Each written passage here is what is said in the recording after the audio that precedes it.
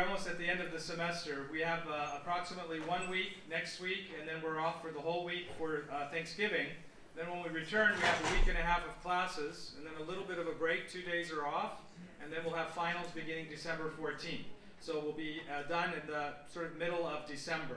However, we do have one more event coming up in about 3 weeks, and I want to bring your attention to that, which I will do by just moving over here.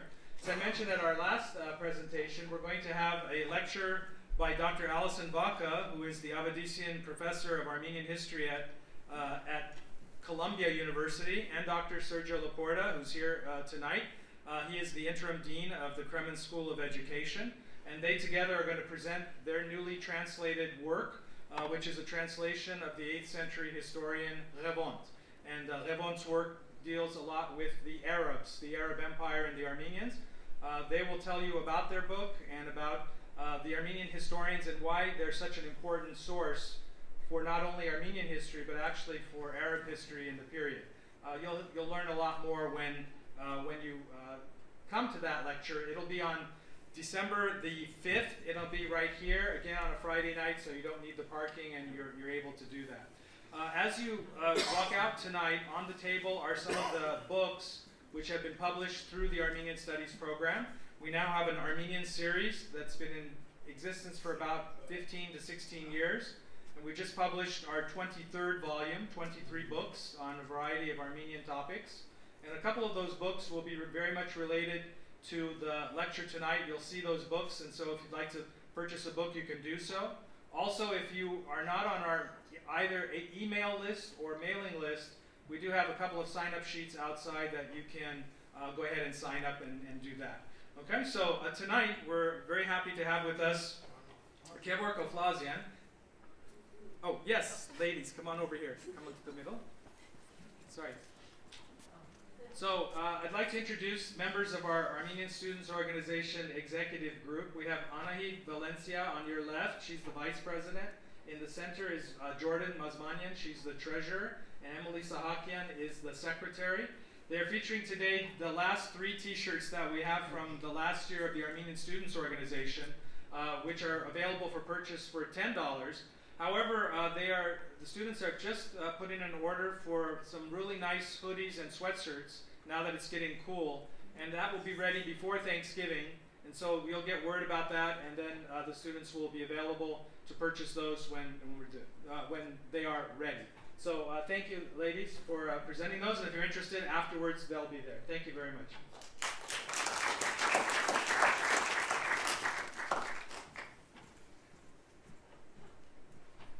So tonight we have a special lecture, and I say special lecture because this semester I did something which I haven't usually done, but the circumstances were unusual.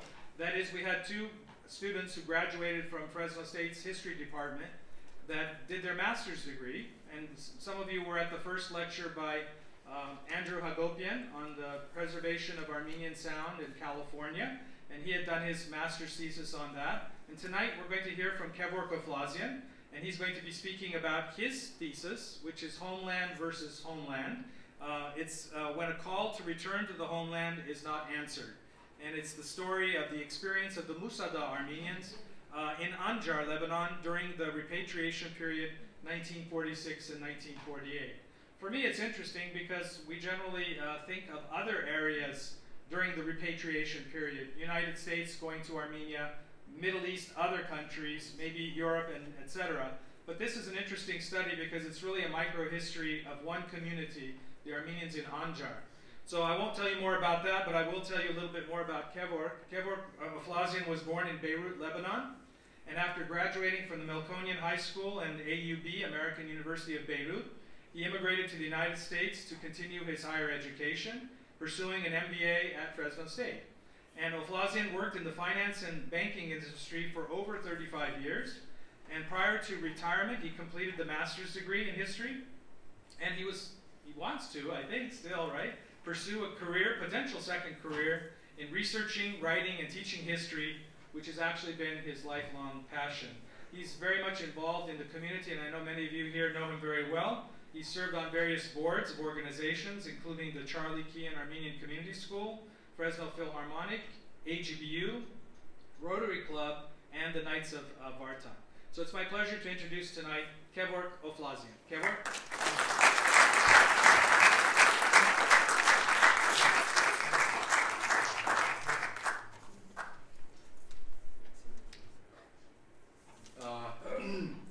Good evening. Good evening. Or as they say in the Musa Dagh language, Parirgam. Chutsi Kalayat. How are you all? Thank you, Professor Barlow, for that kind introduction. And thank you also to the Armenian Studies Program and the sponsors for making these lecture series possible. Before we begin, recently I heard a bit of good advice that I'd like to share with you. It is said that before you criticize someone, you should walk a mile in their shoes. That way, when you do criticize them, you are a mile away and have their shoes.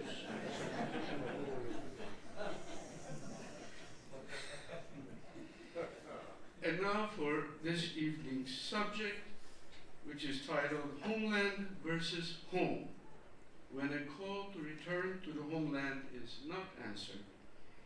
It's an exploration of homeland, ideology, and nationalism.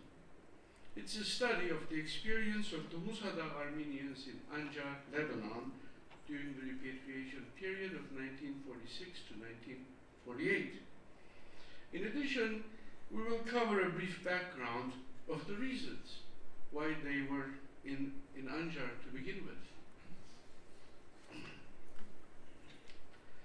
When an invitation to repatriate to Armenia was made in 1946 by the Soviet Armenian government, why did some diasporic Armenians go and why did some choose not to go? This was the subject of my thesis, which aimed to answer this question through a case study of the Armenian population of Anjar in Lebanon. Why Anjar, you might ask? Well, because it was a town exclusively populated by Armenians, and as with most Armenians in Lebanon at the time, they had arrived only a few years prior and were not yet integrated within Lebanese society.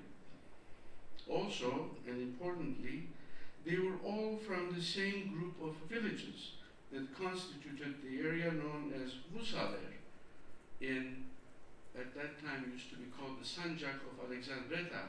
Now, if you look at the map, it is called Hatay province in the Republic of Turkey. See if I can get to that slide here. This is a picture of Musa Dagh with some of the villages on the foothills of the mountain. And of course, a kind of an overall map of the Middle East. And this is a little bit focused area of Musa there with all the villages there. We will talk about these more later on.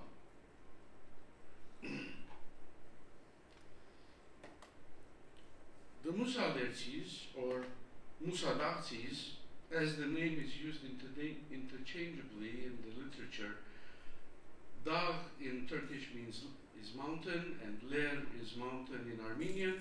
So Musa Dagh, Musa Ler, Mount Moses.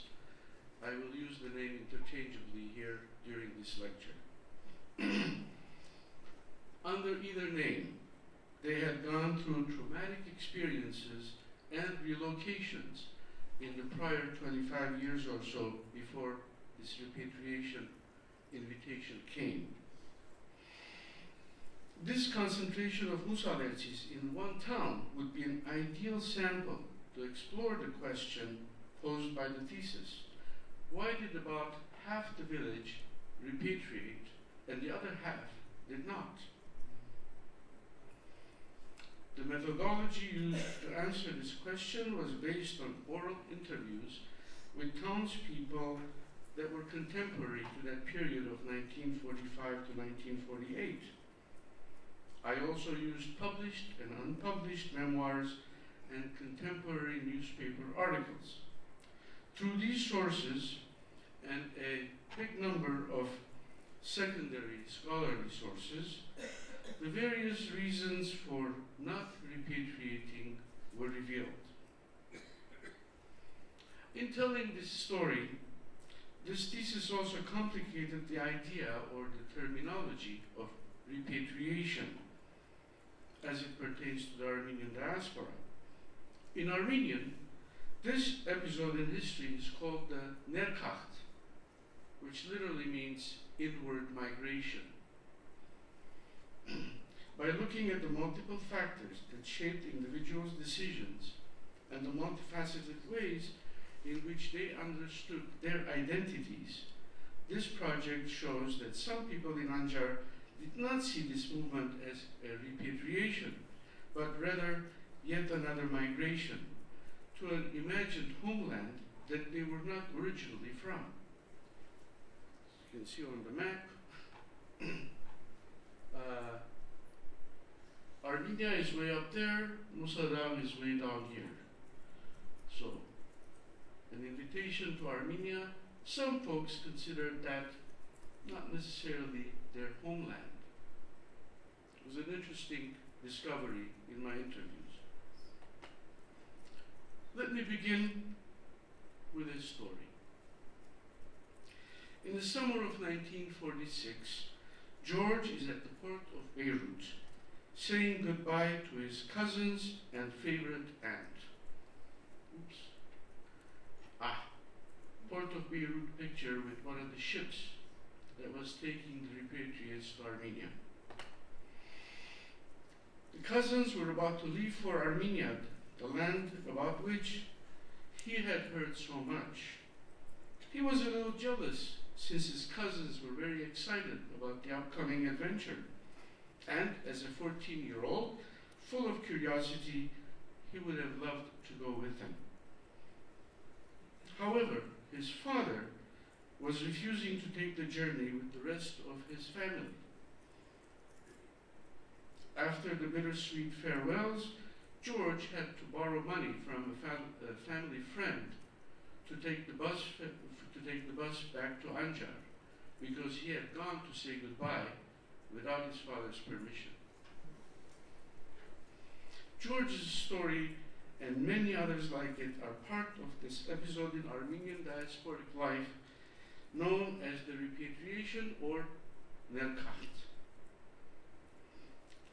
The idea for repatriating Armenians dispersed throughout the worldwide diaspora to Soviet Armenia in the aftermath of the Second World War was conceived by Joseph Stalin's government with support from the Armenian Soviet Socialist Republic and the Catholicos of all Armenians in Echmiadzin in Armenia. Each had different motivations.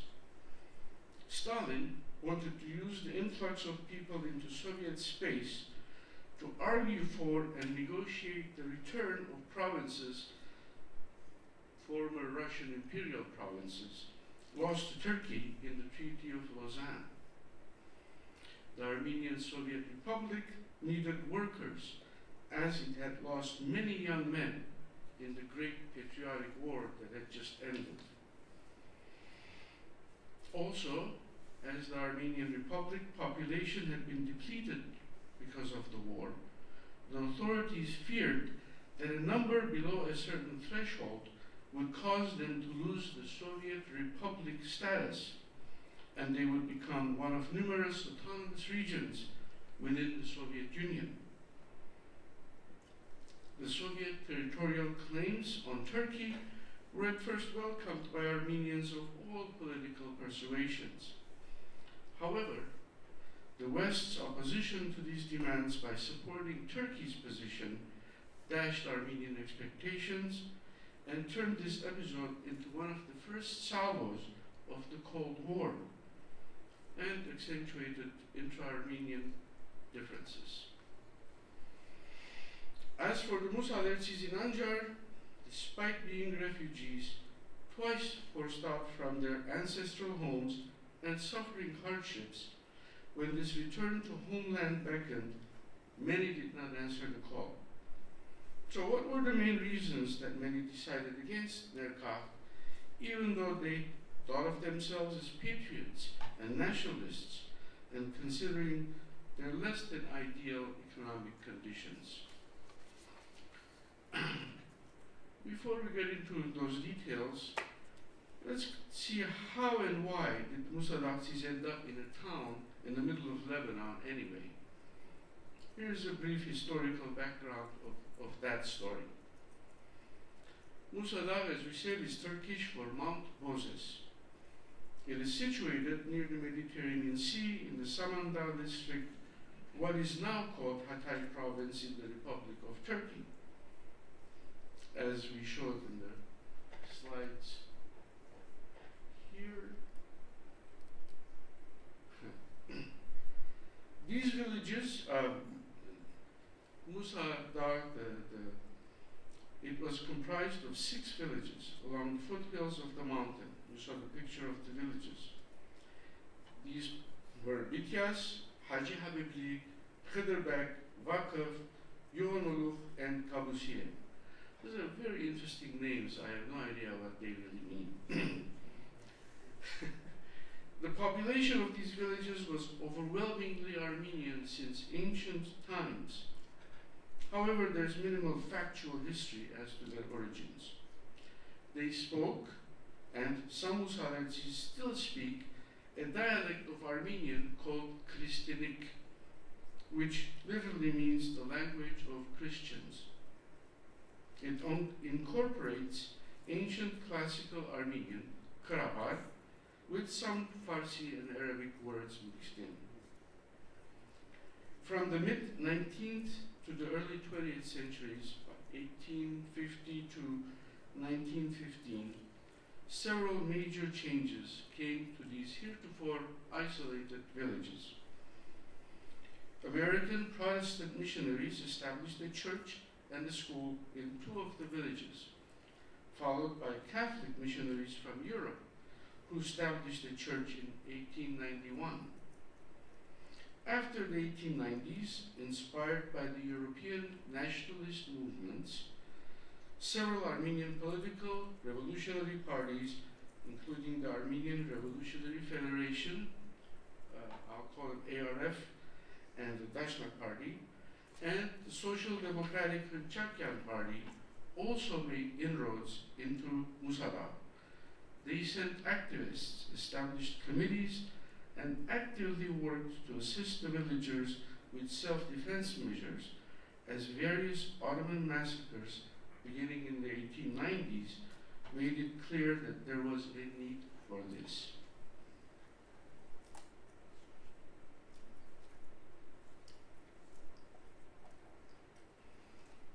In 1915, during the First World War, when the Ottoman government began their genocidal campaign against the Armenian populations of the empire, and as the deportations and massacres spread in the Armenian populated provinces of the empire, they came to the Musa Dagh villagers to enforce deportation.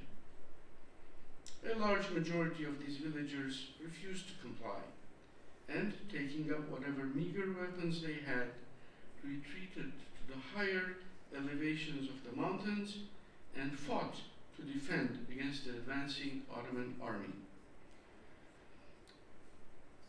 I think there's a slide. This, it's kind of detailed, but it shows some of the locations of the fighting and where Musa Dagh is.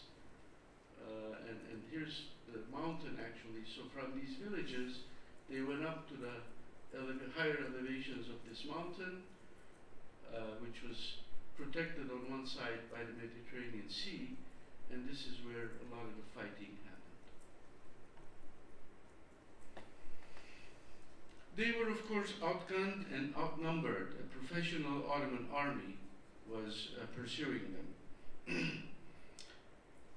After about 53 days, they were running low on food and ammunition.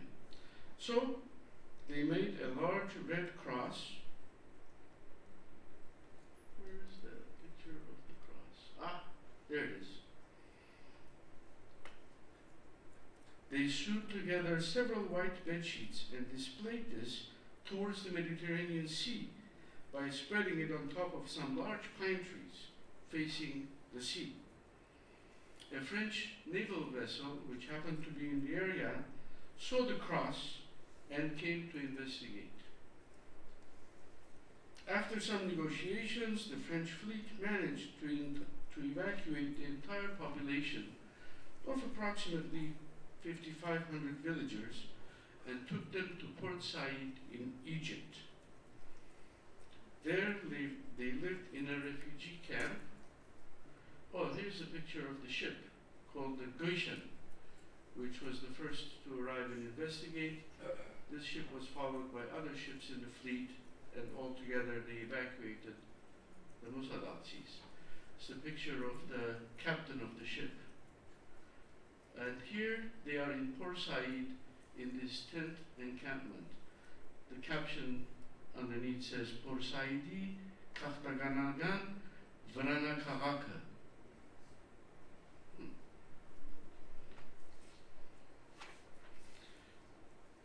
So they were in this camp, and they were supported by various American and European governments and charitable organizations until the end of the First World War. As an aside, my father, who was around 9 years old at the time, and his family were assigned to tent number 18. I couldn't find it in this picture, there's no numbers. And he always used to say that 18 was his favorite number. For a more detailed history of this period, I recommend Dr. Bahram Shamasian's book, which I believe is for sale outside, and the famous novel 40 Days of Musa Dagh by Franz Werfel. Also, the movie The Promise. I recommend it highly because the last 30 minutes or so of that movie literally is all about the fighting and the evacuations and this episode of the Musa Dagh. After the war in 1919, almost all of them returned to their villages in Musa Dagh and started to rebuild their lives. They replanted orchards, established new ones. Some of the villagers had received at least some education in Port Said, thanks to a school established by the Armenian General Benevolent Union in a tent. A few traveled to Europe or the United States and Beirut to continue their education or to find work. Life was returning back to normal. It was a brief period of about 20 years of peace, which ended with their involuntary move to Lebanon in 1939. The reason for this involuntary move was as follows.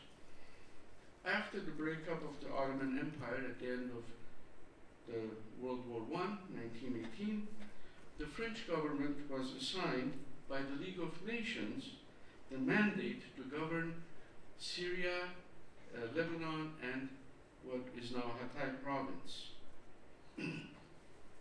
However, in 1939, prior to the start of the Second World War, the French authorities, under pressure from Turkish demands, ceded the province of Hatay to Turkey to entice Turkey to remain neutral in the upcoming war.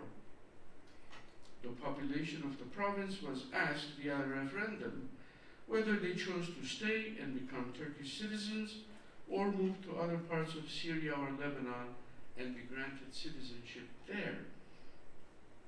Well, having barely survived the genocide at the hands of the Ottoman Turks a mere 20 years before, the vast majority of the Armenians in the province, of course, chose to leave. The French authorities, feeling a certain responsibility for these Christian villagers, purchased some land in Lebanon and moved them to the new established town. Well, it was just a tent encampment at first.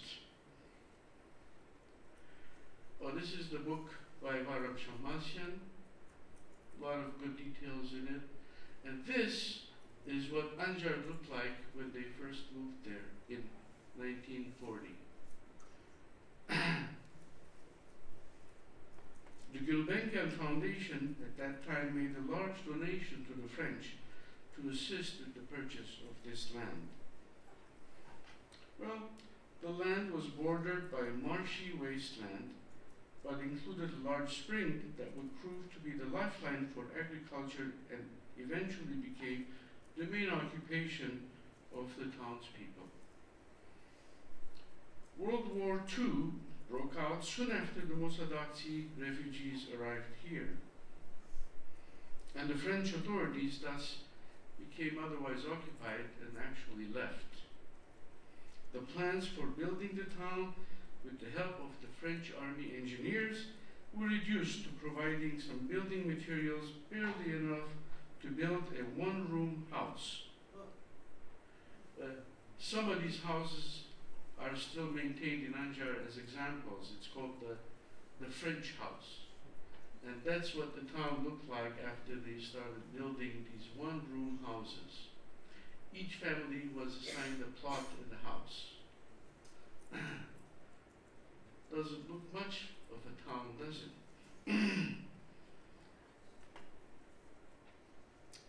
So the refugees were left to largely fend for themselves. Descriptions and images from the first few years of establishment reveal a grim situation. A town with no running water or electricity or paved roads, with typhoid and dysentery decimating the young and the old. After a visit to Anjar in 1947, Swiss-German missionary Sister Hedwig, in a letter to her sponsoring Hilfsbund Missionary Association, she describes the dire conditions of the town as a desert, hot, dusty, under a burning sun. After seeing the conditions the Anjartis were living in and their great needs, Sister Hedwig and two other missionary sisters decided to stay, and with the assistance of the Hilfsbund Association, they established a one-room office/clinic, which was later expanded into a small school. Much more can be written and said about those dedicated missionaries, but that deserves its own separate story. In an article by Kevork Oflazian in the October 13, 1945 edition of the newspaper Aztag, titled Life in Anjar, he describes the difficult health situation of the inhabitants, especially the children. Kevork writes that a large number had been suffering from malaria, typhoid fever, and tuberculosis. This article and the previous letter and these pictures highlight and confirm the stories of the interviewees about the terrible conditions during the first few years of the relocation to Anjar. Providing an overview of the socioeconomic conditions of Armenian refugees in Lebanon in general during 1939 to 1946, prior to the repatriation, Italian historian Nicola Migliorino describes in detail the differences in ethnic, religious, and socioeconomic factors that made it difficult for the Armenian refugees to integrate into Lebanese society. Considering the difficult socioeconomic conditions of the Armenians in Lebanon in general, and specifically the population of Anjar, it would be understandable if there was excitement for a return to the homeland. The Armenian Soviet Socialist Republic was calling all Armenians in the diaspora to come home. Of course, as described in the introduction, this invitation had a more complex agenda that was not immediately apparent to those in the diaspora, because these agendas were subsumed or hidden by propaganda. The repatriation was billed as a triumphant nationalist call for a return home. It created the initial excitement and support as described by community and party leaders at that time through speeches and newspaper articles. We will also hear similar stories of excitement in the interviews of those that were in Anjar at the time. Later, we will see how this initial excitement was tamped down by other considerations and pressures that became deciding factors for those that did not choose to repatriate. Now we get into the details of the reasons not to repatriate.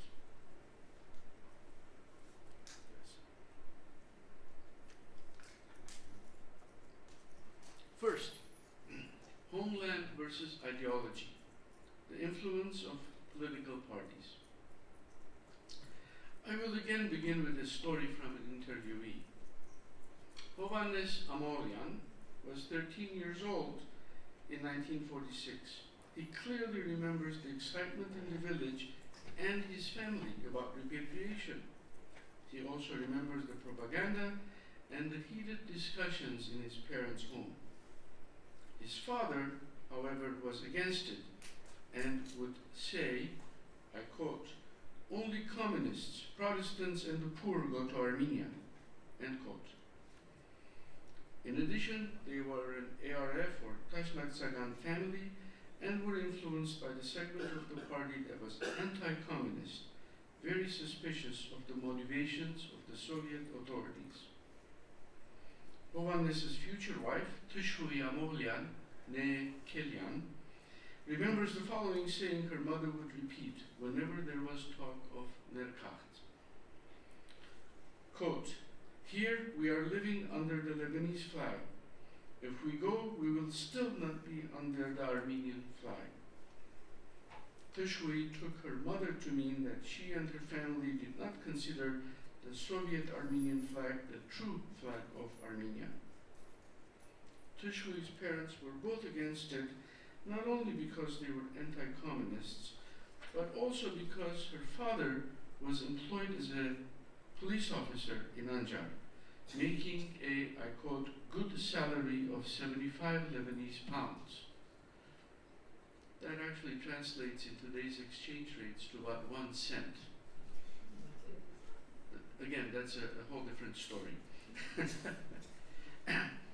These sentiments highlight the fact that the repatriation period of 46 to 48 occurred during the rising tensions of the Cold War, with intensifying East-West rivalries and intense diplomatic maneuvering. The motivation to extend the invitation to the Armenian diaspora was partially, if not wholly, driven by the Soviet Union's rivalry with the West. In encouraging repatriation, the Soviets were attempting to extend their influence over the Armenian population in the diaspora. The pro-repatriation propaganda wove patriotism and return home as its main themes. However, the fact that Soviet Armenia was a communist state did arouse suspicions and drive opposition to the repatriation in many quarters, as we will see from the stories of many of the interviewees. An additional factor, according to some anti-repatriation propagandists, was that if the repatriates, who came originally from historic Armenia, Western Armenia, which was by then Eastern Turkey, if they considered the Armenian SSR their homeland, then these ancestral places would no longer be considered homeland. This idea was adopted and supported by the ARF, as they wanted to maintain the hope for the return of all Armenian ancestor lands from Eastern Turkey. It was a main reason for the party and their continuing struggle for liberation of these lands. Pauline Pachakyan, in her dissertation, writes, quote, "The role of the ARF as one of the key authorities on Armenianness in the diaspora, as guardians and saviors of Armenian identity outside the homeland, and its history of opposition to the Soviet state proved consequential for many diasporans." Interviews do reveal that political party affiliation was an important factor. In the years leading up to 1946, there were 4 main Armenian political parties active in the diaspora. The ARF, Tashnaktsagan Party, was ideologically National Socialist, but very much opposed to any support for Soviet Armenia. The party held the Soviets and communist Armenians responsible for taking over the country in 1921 and causing the collapse of the Tashnak-led independent Armenian Republic, which had formed in 1918. The ARF-led government had been exiled by the Soviets, and after a brief residence in Tehran, had established itself in the diaspora, with Beirut, Lebanon being a main headquarters. The history of this period is covered in great detail in the book The First Republic of Armenia, edited by Bedros Dermatosian, with a great foreword by our local Fresno, Dr. Richard Oflazian, and I believe there are copies of this book for sale outside also. Other political parties of various ideological hues found ways to support Soviet Armenia.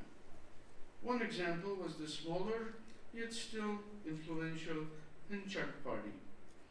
Ideologically social democratic and left-leaning, the Hınçaks had a platform to help Soviet Armenia despite its communist administration, as they considered it a homeland that required protection and support. A similar position was also taken by the liberal democratic Ramgavar Party, even though they were ideologically right-wing, liberal in the European sense. There was also a small but local Armenian Communist Party that wholeheartedly supported the repatriation for ideological reasons. It was easier for members of, or those agreeing with the views of the Hınçak, Ramgavar, and Communist parties to be convinced about repatriating. Even though I could not find any concrete numbers, many interviewees agreed, and some other sources also, that the repatriates were mainly members of or affiliated with those parties. Now, a certain number of Tashnak members or affiliates did also repatriate, but in smaller numbers. In addition to their political and ideological opposition to the Soviet government, Tashnak members may also have been prevented from repatriation due to the requirement that they renounce their membership and resign from the party in writing. Hagop Turyans, in his memoir, recounts his involvement in the repatriation committee in Lebanon. He writes that the Soviet government representatives on that committee were later discovered to be KGB agents. Anybody surprised? He relates the machinations of these agents and how they stacked the committee with leftist or outright communist elements and were suspicious of all Tashnak party members that applied. I have a picture of one of the committees. This is a picture of the committee. I believe it's in 1946 or 47, but it's in Egypt. That flag is the Egyptian kingdom flag. Of course, the Soviet Union flag and Comrade Stalin, and these are the committee members. I found it interesting that there were several ladies in the committee at that time, which was interesting.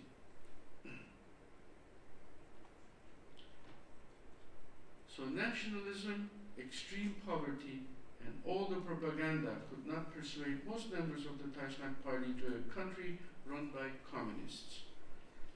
A good example of this was provided by interviewee Kevork Oflazian. He remembers his father, who was a staunch ARF member, saying, quote, "If he was the last Armenian left in Anjar, he would not go," end quote. Kevork also mentioned that ARF members were privately warned that if they did go, there would be a strong chance that they would be exiled to Siberia. Interviewee Gianni Istanbulian also stated that to be allowed to sign up for Nerkakht, one would need to present a letter of resignation from the party first.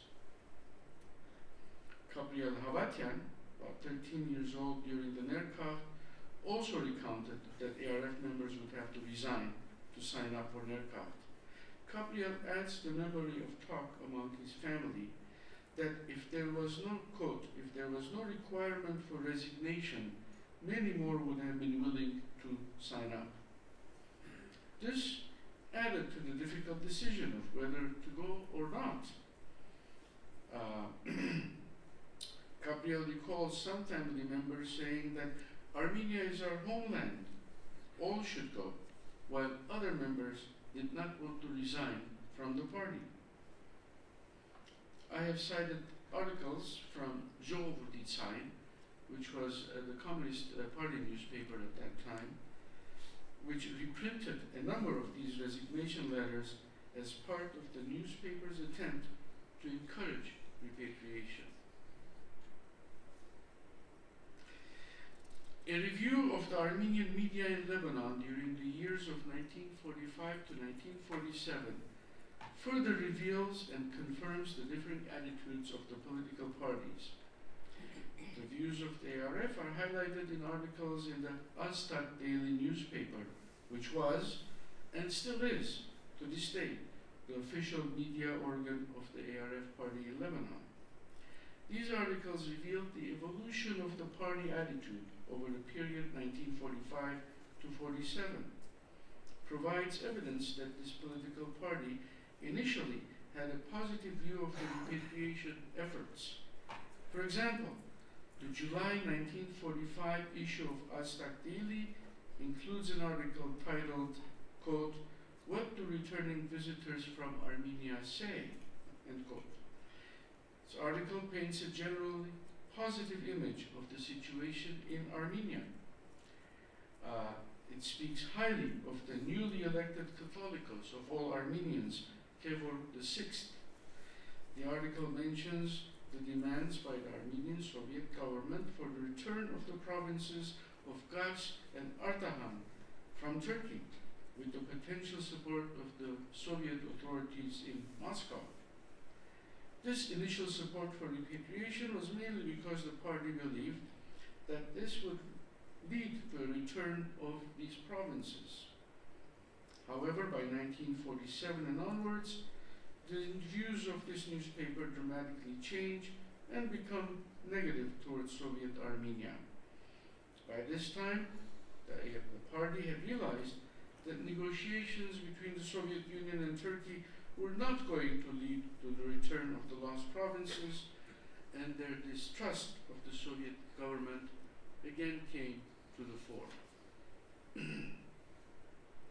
An article by Tandırcan in the October 23, 1946 issue of Hayrenik, titled "The Nerkakht and the Tashnakht," reveals the thinking of at least one wing of the party, the beginning of repatriation.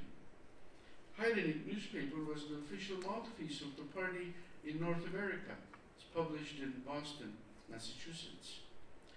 Tandırcan starts out by saying that all Tashnaks are supportive of the Nerkakht, despite the overt discrimination practiced by the officials from Soviet Armenia and the local organizing committees. He laments the fact that these authorities were actively discouraging Tashnaks from Nerkakht.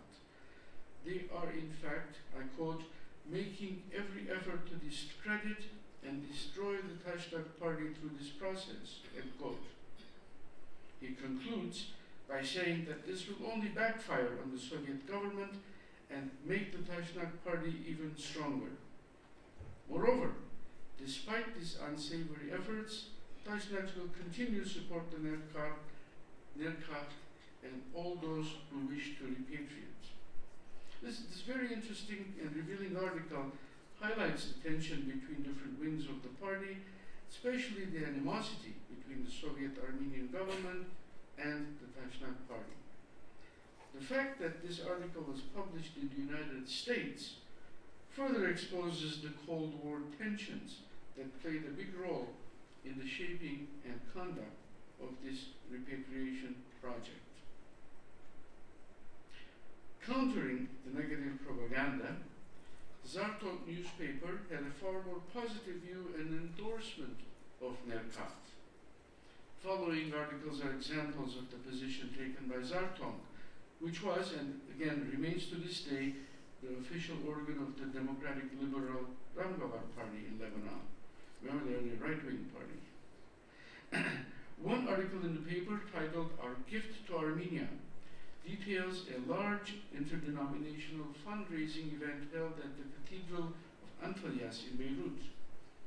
The funds were slated to build a modern shoe factory in Armenia. In the words of the Very Reverend Göközyan at the event, quote, "If we do not want to repeat the suffering and massacres of our people, we should give generously to Armenia, which will protect us. Someday we will go there and live forever," end quote. I don't know about living forever part.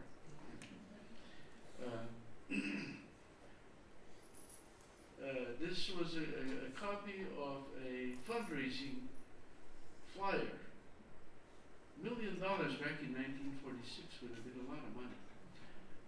Armenian General Benevolent Union, and this was in New York, in the United States.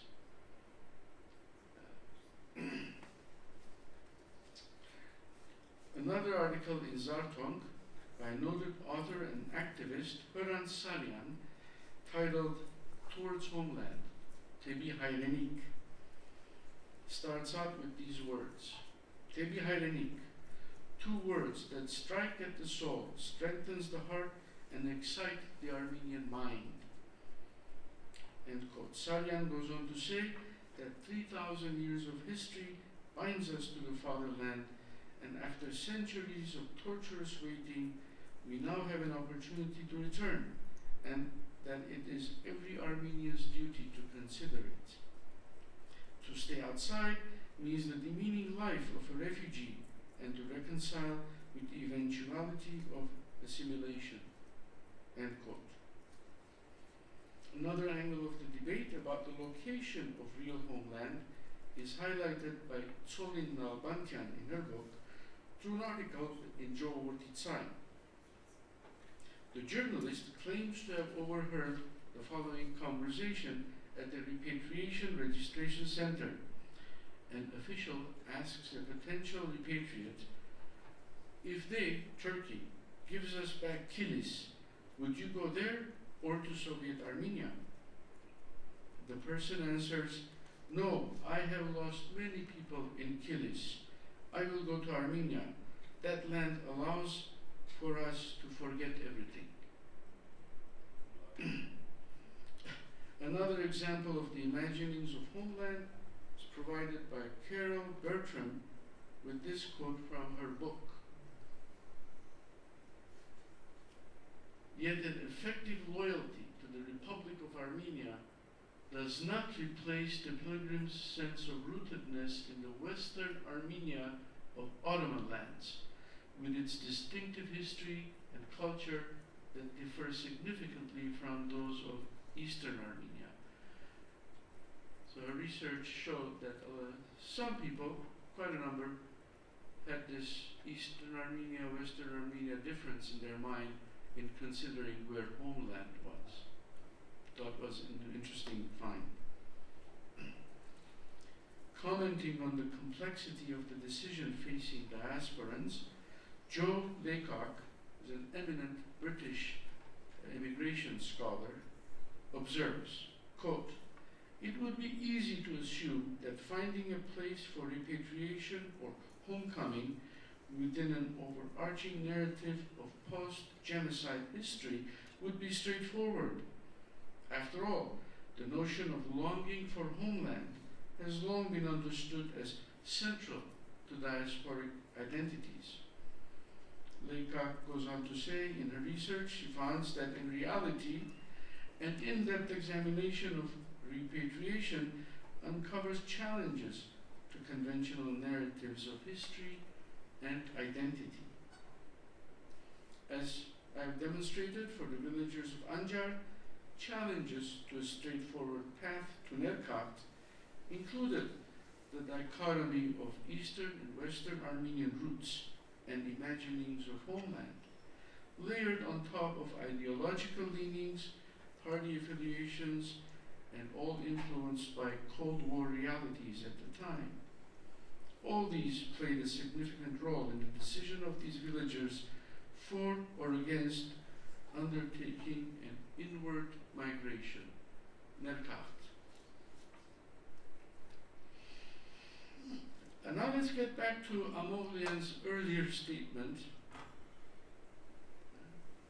Yes, this was funny. Whose father said that only communists, Protestants, and the poor went to Armenia. So we will now explore how the financial conditions of families, tensions between religious communities, and propaganda became additional key factors in the decision for or against Nerkakht. The tension between the denominations and the discrimination against the minority Protestants are well described by the scholar Hrac Chilingirian, who writes, I quote, "Since the establishment of the Armenian Evangelical Church, relations with the Armenian Apostolic Church have not always been smooth. The Apostolic Church had always seen the evangelical community as the separated brethren and did not consider them fully Armenian."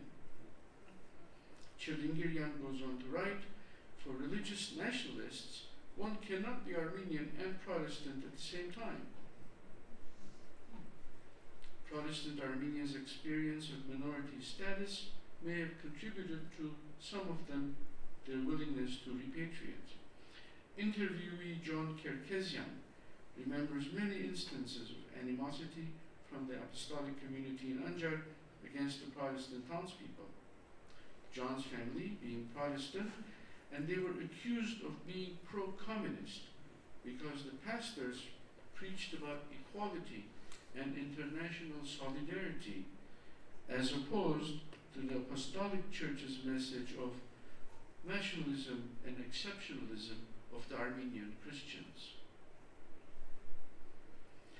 As for reasons not to repatriate for Protestants, the school and clinic founded by the Swiss Hilfbund charity, as mentioned earlier, provided some stability and moral support to a number of Protestant families.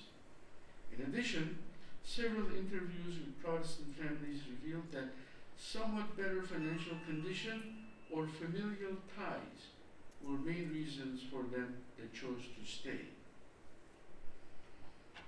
In contrast, the Protestant community, the lukewarm support for repatriation by the Orthodox Church, the Apostolic Church, to which over 90% of the Armenians belong, may have dissuaded many from repatriating.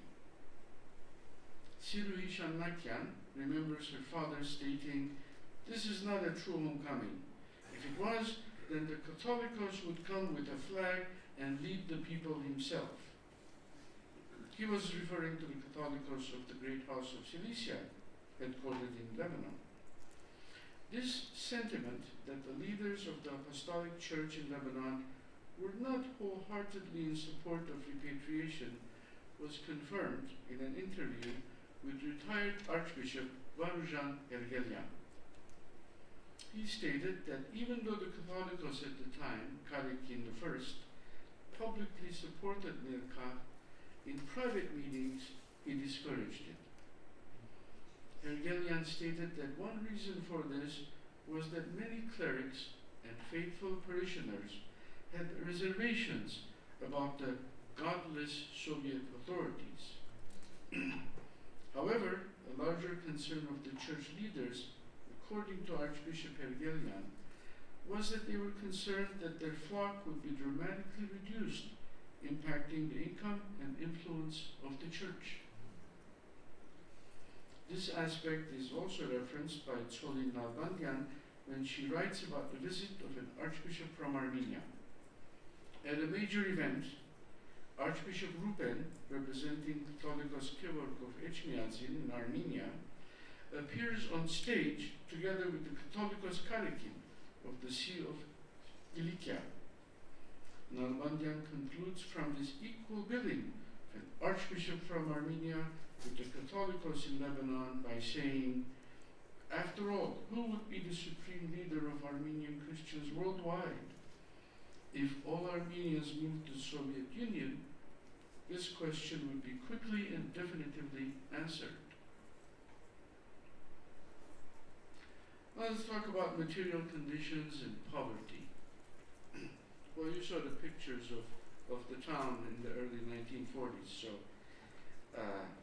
wasn't Van Ness extension. The financial condition of families was another factor driving the repatriation decision. Interviewee Tishri Kalyan, as I said, remembers her mother refusing to consider repatriation even though her own mother, Tishri's grandmother, so two brothers and many other family members had repatriated. Tishri, even though 10 years old at the time, remembers the intense arguments and her mother's adamant refusal to believe the propaganda. As we said, they were relatively secure financially, as her father was a police officer in Anjar, and the family had some status in the town. This interview highlights both the financial security reason and a disbelief in the propaganda. We're going to cover a lot more about the propaganda in a minute. They were hungry. That's why they left. This quite blunt comment came from Moses Varichergelyan. Moses recalled stories of the hunger his family suffered. His father would walk over 10 miles every day to a nearby town of Zalde to work as an unskilled laborer, but didn't earn enough money to feed the family. They would pick leftover potatoes from the fields after it had been harvested, and they'd make bread with it.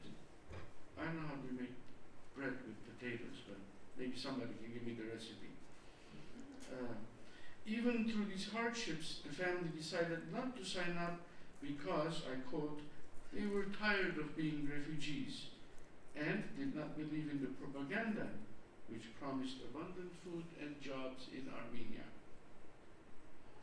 Moses was not clear as to why his father did not believe the propaganda, other than to say that several uncles and cousins had also not been willing to go, and his father wanted to stay with the extended family.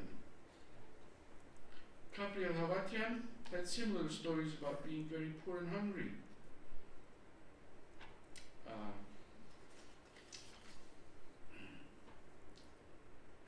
Let's see.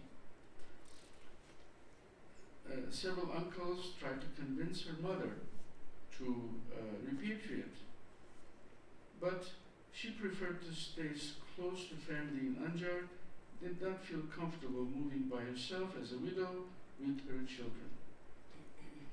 Kevork also recalled similar stories as Moses. They had gone to the fields after harvest to pick any potatoes left along the side of the fields. Children as young as 7 and 8 years old would participate, he said. And if they were caught by the owners of the crops, they would stop them and make them give up what they collected. Kevork, he was 90 years old when I interviewed him, he remembered with teary eyes that as a 9-year-old boy, he was once beaten by one of the owners who was patrolling the fields on horseback. After 80 years, he still was angry about it. Understandably so. Kevork's and Moses' stories of certain families wanting to stay together even in these terrible conditions were repeated by several other interviewees as well. The motivation of being able to feed one's family, at least for some families, was trumped by the need to stay with other family members that also did not go. Even though they were living in poverty, familial connections and the security provided by being with extended family became a deciding factor for choosing to stay. Now the propaganda and the coded messages. Propaganda for and against repatriation was intense. As we saw, it was carried out mostly through speeches at public events, newspaper articles. The party newspapers were constantly printing editorials for or against repatriation based on the particular ideological bent of the newspaper. There was an interesting quote. Armenia is a paradise. This often quoted version of propaganda was mentioned by several of the interviewees and was aimed, of course, to overcome the joblessness, poverty, and in some cases the hunger faced by a portion of the population in Anjar. This particular type of propaganda, as related by Vasken Abesyan, describes Armenia as a paradise where jobs are plentiful, every family would have a house, and most fantastically, you would push one button and food would appear on the table. Now, this particular push a button for food propaganda was remembered by a majority of the interviewees. As soon as I asked the question, why did your family not repatriate, they would say, somewhat incredulously, that there was a lot of propaganda which advertised that one can push a button and food will appear on your table. This almost became a running joke with the interviews, attesting to the impact of such propaganda on the population of the villagers, when so many of them remembered that one part of it. Many of the interviewees would then go on to say that their family did not believe this propaganda. Moses Andonian had a sardonic smile when he related his family's disbelief in it. He was sad that some people believed it and went. Habesyan, Andonian, and others went on to say that many of those that repatriated died of hunger in Armenia. Now, the difficulties faced by those that did repatriate are well documented in several books and dissertations, so I'll not cover them here. Other propaganda was aimed at countering the view among some that this was yet another migration. In an article in Joe Titsain, the journalist quotes a woman lamenting, quote, "Here we go, migrating again, and look at our poor conditions." The journalist then quotes the response from another onlooker saying, "This is not a migration. This is a return to the homeland. This is the end of migration. It is salvation." End of quote. The journal then notes that this response to the woman was applauded by the onlookers. The scholars believe that this is possibly a made-up conversation, but it demonstrates the attempt by the pro-repatriation propagandists to counter misgivings that people had. Throwing a Cold War twist to the propaganda, an editorial in Hayrenik newspaper published in Boston clearly articulates that supporting the Armenian Soviet Republic would cast an undesirable pall of suspicion and doubts about the loyalty of diaspora Armenians that lived in anti-communist countries, i.e. the USA. Despite the intense pro-repatriation propaganda, many interviewees, like I said, that their families did not believe some or all of it. So I dug into it a little bit more. Several sources and interviews uncovered a key reason for this disbelief. It was due to coded messages sent by friends and family that had either already moved to Armenia prior to 46 or those that had just left in the earlier caravans. Interviewees most often related two types of coded messages commonly used. One, as related by John Kerkezian, went as follows. The letter sent by his uncle to his father had the following sentence, quote, "Remember the good times we had on our trip from Hama to Homs? The food is just as good and plentiful here." End quote. The fact was that during that involuntary trip, as the brothers were wandering the Syrian desert, they were so hungry that they resorted to picking grains from the droppings of birds and other animals to eat. Well, this message was enough to convince his father that the propaganda was unbelievable, and so the family did not go. A second type of quoted message, as related by other interviewees, was as follows. The letter sent by the friend or family member would end by saying, "Uncle Sarkis sends his regards." Now, as the recipients would know that this uncle had passed away many years ago, they would understand this message as a warning not to go. In most cases, these types of messages with regards from deceased family members was agreed upon beforehand, but not always. Another type of coded message were photos. It would be previously agreed that if they sent a photo with all family members standing, it would mean that all was going well. If they were sitting down, it would mean things are bad, don't come.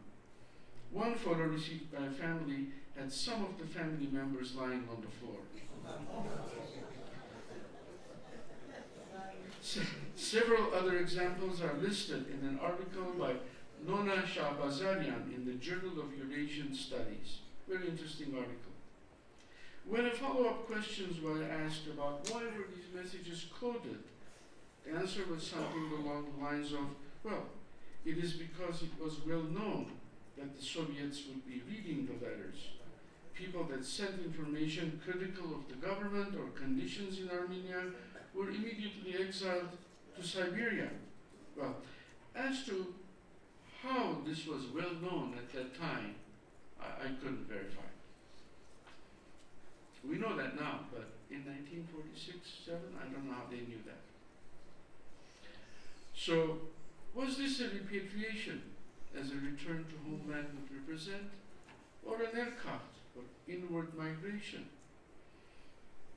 I have argued that the answer depended on the point of view of the various disparate Armenian diasporic groups and their political and religious leanings. Is to summarize the reasons not to take up the offer to return home can be grouped into 5 broad categories.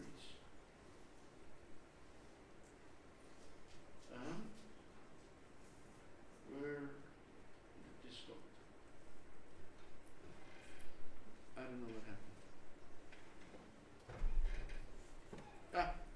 There it is. Got it. Had to point in the other direction. So, number 1, those that had established themselves with small businesses or secure jobs. Those that did not consider Soviet Armenia their true homeland, as they were originally from Western Armenia or Gilicia.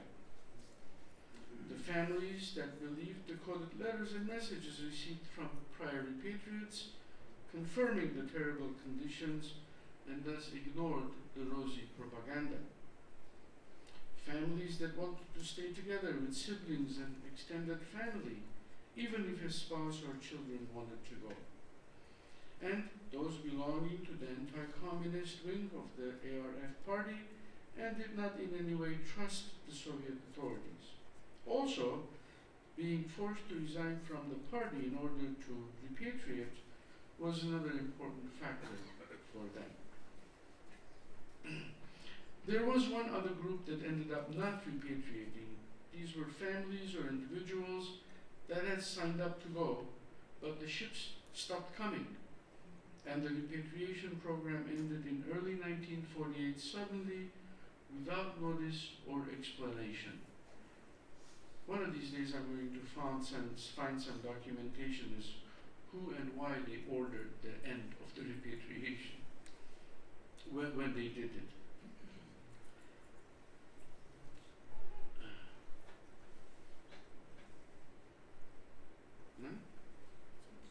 Aha. This is Anjar now. After the repatriation ended in 1948, Anjar remained the home for those that did not repatriate, that refused the Nerkakht. It is still home to their descendants.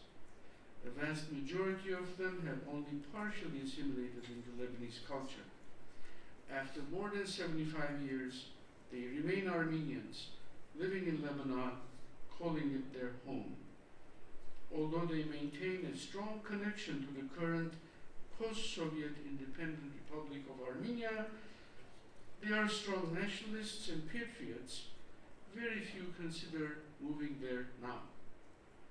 The reasons for that should be investigated. Any students here want to write a paper about that? Okay. Finally, an overarching question is this. At what point does a land become a homeland?